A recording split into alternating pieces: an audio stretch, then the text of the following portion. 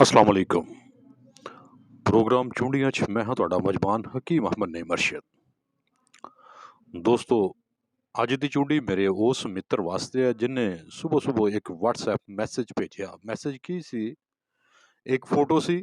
Photo ਦੇ ਉਤਲੇ ਹਿੱਸੇ 'ਚ ਇੱਕ ਖੂਬਸੂਰਤ ਦੁਕਾਨ ਸੀ ਜਿਹਦੇ 'ਚ ਸ਼ੋਕੇਸਾਂ ਤੇ ਜੁੱਤੀਆਂ ਸਜੀਆਂ ਹੋਈਆਂ ਸਨ ਤੇ ਨਿਚਲੇ ਹਿੱਸੇ 'ਚ ਫੁੱਟਪਾਥ ਤੇ ਪਈਆਂ ਹੋਈਆਂ ਕਿਤਾਬਾਂ ਸਨ।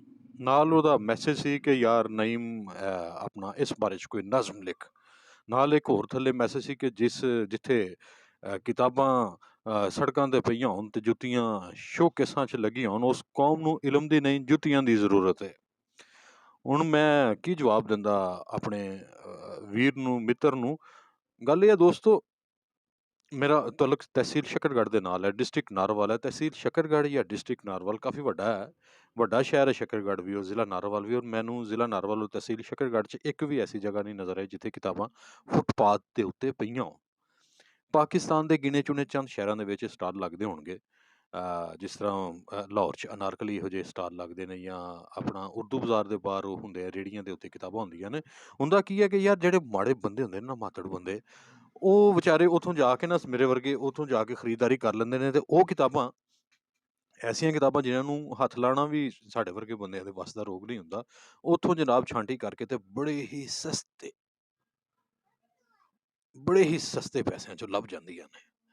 ਤੇ ਜਿਸ ਤਰ੍ਹਾਂ ਲੋਕਾਂ ਦੇ ਹੁੰਦੇ ਨੇ ਨਾ ਮੁਖਤਲਿਫ ਮਸ਼ਗਲੇ ਹੁੰਦੇ ਨੇ, ਇਸ ਤਰ੍ਹਾਂ ਹੀ ਸਸਤੀਆਂ ਜਿਹੜੀਆਂ ਕਿਤਾਬਾਂ ਦਾ ਬਾਜ਼ਾਰ ਹੁੰਦਾ, ਇਹਨੂੰ ਵਿਜ਼ਿਟ ਕਰਨਾ ਵੀ ਲੋਕਾਂ ਦਾ ਮੁਸ਼ਕਿਲ ਹੁੰਦਾ। ਮੈਂ ਜਦੋਂ ਵੀ ਲਾਹੌਰ ਜਾਂਦਾ ਰਿਹਾ ਇਤਵਾਰ ਨੂੰ, ਤੇ ਜ਼ਰੂਰ ਅਨਾਰਕਲੀ ਜ਼ਰੂਰ ਜਾਂਦਾ ਰਿਹਾ, ਔਰ ਉੱਥੇ ਫਿਰਨਾ ਤੁਰਨਾ ਜਨਾਬ, ਚਾਏ ਪੀਣੀ, ਉੱਥੇ ਦੋਸਤਾਂ ਨਾਲ ਮੁਲਾਕਾਤਾਂ ਹੋ ਜਾਂਦੀਆਂ ਰਹੀਆਂ ਨੇ। ਔਰ ਉੱਥੇ ਜਿਹੜੇ ਰੂਟੀਨ 'ਚ ਜਾਂਦੇ ਨੇ ਉਹਨਾਂ ਦੀ ਆਪਸ 'ਚ ਯਾਰੀ ਦੋਸਤੀ ਹੋ ਜਾਣੀ, ਬਹਿਣਾ ਇਕੱਠੇ, ਚਾਹਾਂ ਪੀਣੀਆਂ, ਗੱਪਾਂ ਮਾਰਨੀਆਂ, ਹਾਲਾਤੇ ਹਾਜ਼ਰਾ ਤੇ ਗੱਲਾਂ ਹੋਣੀਆਂ, ਸਿਆਸੀ ਸਮਾਜੀ ਡਿਸਕਸ਼ਨ ਹੋਣੀ ਉੱਥੇ। ਇਹ ਸਾਰੀਆਂ ਚੀਜ਼ਾਂ ਇੱਕ ਤੁਸੀਂ ਕਹਿ ਸਕਦੇ ਹੋ ਕਿ ਉੱਥੋਂ ਦਾ ਇੱਕ ਆਪਣਾ ਇੱਕ ਕਲਚਰ ਹੈ ਉਸ ਬਾਜ਼ਾਰ ਦਾ। ਤੇ ਐਸੇ ਬਾਜ਼ਾਰਾਂ ਨੂੰ ਬੰਦ ਨਹੀਂ ਹੋਣਾ ਚਾਹੀਦਾ, ਬਲਕਿ ਐਸੇ ਬਾਜ਼ਾਰਾਂ 'ਚ ਇਜ਼ਾਫਾ ਹੋਣਾ ਚਾਹੀਦਾ ਹੈ। ਮੈਂ ਤੇ ਇਹ ਚਾਹੁੰਦਾ ਕਿ ਹਰ ਸ਼ਹਿਰ ਦੇ ਵਿੱਚ ਇਹੋ ਜਿਹੇ ਬਾਜ਼ਾਰ ਲੱਗਣੇ ਚਾਹੀਦੇ ਨੇ, ਸਟਾਲ ਲੱਗਣੇ ਚਾਹੀਦੇ ਨੇ, ਜਿੱਥੋਂ ਬੰਦਾ ਆਪਣੀ ਮਨਪਸੰਦ ਕਿਤਾਬ ਸਸਤੇ ਦਾਮਾਂ 'ਚ ਖਰੀਦ ਸਕੇ। ਜਿਹੜੇ ਲੋਕ ਕਹਿੰਦੇ ਨਾ ਕਿਤਾਬਾਂ ਫੁੱਟਪਾਥਾਂ ਤੇ ਜੁੱਤੀਆਂ ਜਨਾਬ ਸ਼ੋਕੇਸਾਂ 'ਚ, ਉਹ ਆਪਣੇ ਸ਼ਹਿਰ, ਹਰ ਸ਼ਹਿਰ ਦੇ ਵਿੱਚ ਵੱਡੇ ਵੱਡੇ ਬੁੱਕ ਹੋਮਸ ਨੇ, ਬੁੱਕ ਡਿਪੂ ਨੇ, ਆਪਣਾ ਕਿਤਾਬ ਘਰ ਨੇ। ਉੱਥੇ ਜਾ ਕੇ ਵੇਖੇ ਜਨਾਬ, ਉੱਥੇ ਆਪਣਾ ਵੱਡੀਆਂ ਵੱਡੀਆਂ ਦੁਕਾਨਾਂ, ਸ਼ੀਸ਼ੇ ਲੱਗੇ ਹੋਏ ਨੇ, ਏਸੀ ਲੱਗੇ ਹੋਏ ਨੇ, ਆਲਾ ਕੁਆਲਿਟੀ ਦੀ ਰੈਕਿੰਗ ਹੋਈ ਹੈ, ਤੇ ਕਿਤਾਬ ਵਿੱਚ ਇੰਝ ਜਿਸ ਤਰ੍ਹਾਂ ਗਵਰਨਰ ਪੰਜਾਬ ਲੱਤ ਤੇ ਲੱਤ ਰੱਖ ਕੇ ਜਨਾਬ ਬੈਠਾ ਹੁੰਦਾ ਹੈ। ਕਿਤਾਬ ਦਾ ਉਹ ਹਾਲ ਹੁੰਦਾ। ਤੇ ਇਹ ਤੁਸੀਂ ਇਹ ਨਾ ਸੋਚੋ ਕਿ ਕਿਤਾਬਾਂ ਦੀ ਕਿਤੇ ਕੋਈ ਬੇਹਰਮਤੀ ਜਾਂ ਬੇਅਦਬੀ ਹੋ ਰਹੀ ਹੈ, ਨਹੀਂ। ਜਿਹੜਾ ਉੱਥੋਂ ਬੰਦਾ ਕਿਤਾਬ ਖਰੀਦਦਾ, ਜਿਹੜਾ ਕਿਤਾਬ ਲੈ ਕੇ ਆਉਂਦਾ, ਝਾੜ ਪੂੰਛ ਕਰਕੇ ਉਹਨੂੰ ਪੜ੍ਹਦਾ, ਪੜ੍ਹ ਕੇ ਆਪਣੀ ਜਿਹੜੀ ਮਾੜੀ ਮੋਟੀ ਨਿੱਕੀ ਸਾਰੀ ਜਿਹੜੀ ਲਾਇਬ੍ਰੇਰੀ ਹੁੰਦੀ ਹੈ ਜਾਂ ਕਿਤਾਬਾਂ ਦੀ ਅਲਮਾਰੀ ਹੁੰਦੀ ਹੈ, ਉਹਦੇ ਵਿੱਚ ਸਜਾ ਕੇ ਰੱਖਦਾ।